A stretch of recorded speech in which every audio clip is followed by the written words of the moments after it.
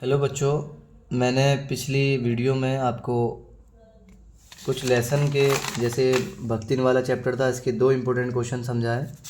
उसके बाद मैंने बाजार दर्शन के दो इम्पोर्टेंट क्वेश्चन समझाए थे। ऐसे ही अगला चैप्टर है काले मेघा पानी दे, यानी कि काले मेघा से पानी मांगा जा रहा है और इसके लेखक है धर्मवीर भारती। उससे रिलेटेड दो सवाल पढ़ेंगे। पहला प्रश्न है, पानी दे गुड़धानी दे कहकर बच्चे बादल से पानी और गुड़धानी दोनों की मांग क्यों कर रहे हैं। देखिए, वास्तव में तो पानी की मांग हो रही है बादल से, क्योंकि बादल तो पानी दे सकता है। गुड़धानी शब्द तुकबंदी के लिए जोड़ दिया गया है।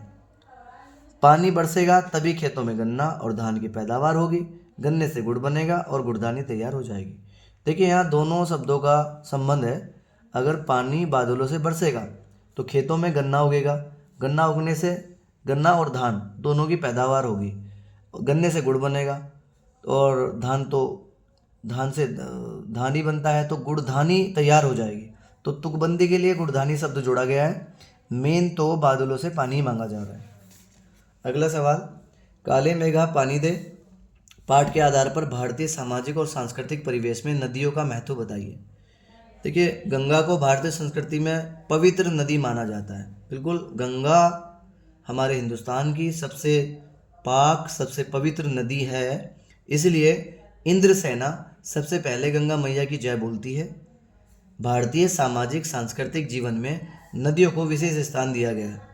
भारतीय जो संस्कृति है उसमें नदियों को बहुत महत्वपूर्ण स्थान दिया गया है। हमारी संस्कृति में नदियों को पूज्य माना गया है और इन्हें मैया की संज्ञा भी दी गई है। तो यहाँ पर काले मेघा पानी दे लेसन में भारतीय सामाजिक और सांस्कृतिक परिवेश में नदियों का बहुत बड़ा महत्व है। नदियों को हम माँ कहते हैं और इनको विशेष स्थान प्रदान किया गया है भारतीय संस्कृति में। अगला चैप्टर है सिरिस के फूल, हजारी प्रसाद द्विवेदी जी ने लिखा है लेसन। इस लेसन में पहला सवाल है, लेखक ने सिरिस को कालजयी अवधूत यानी कि सन्यासी की तरह क्यों माना है।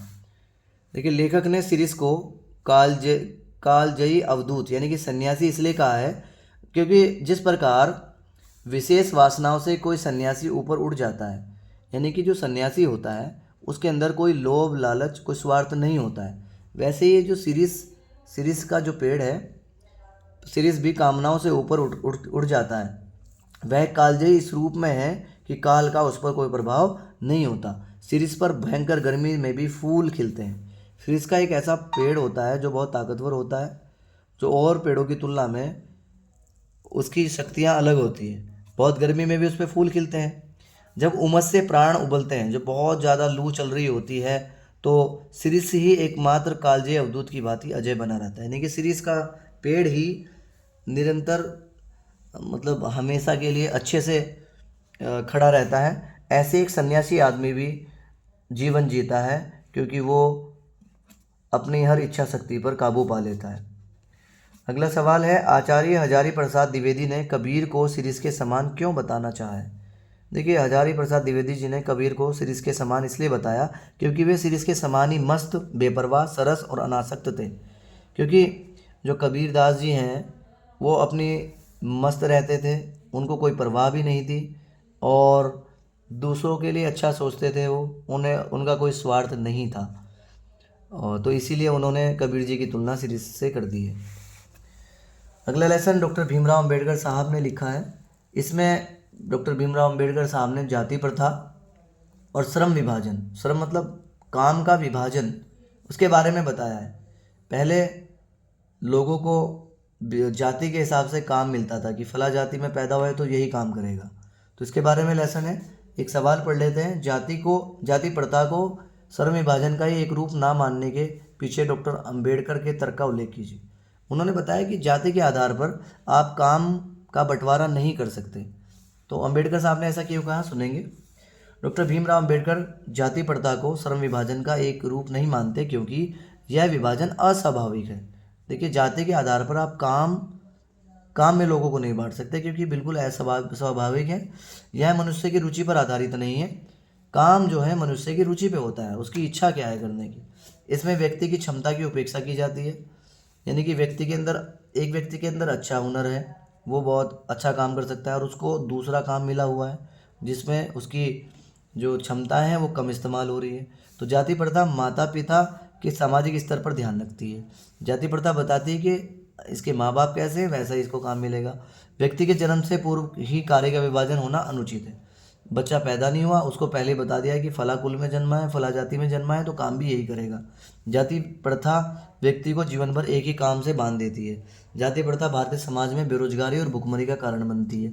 जब जाति प्रथा के बंधन के कारण मनुष्य को अपना पेशा बदलने की स्वतंत्रता नहीं होती, तब भला उसके उसके भूखा मरने के अलावा उसके सामने भूखा मरने के अलावा और भी और चारा क्या रह जाता है। ये हकीकत है।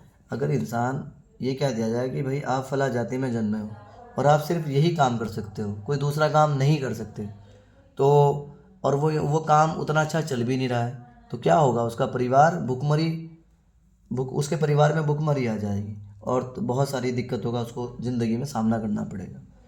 तो ये बहुत सही सवाल था कि जाति प्रथा को श्रम विभाजन का एक रूप ना मानने के पीछे डॉक्टर अंबेडकर साहब ने बहुत अच्छा तर्क दिया था।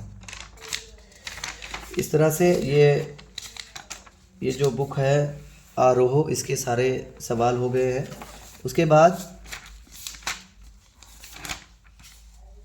ये जो दूसरी किताब है उसका नाम वितान है, वितान भाग 2।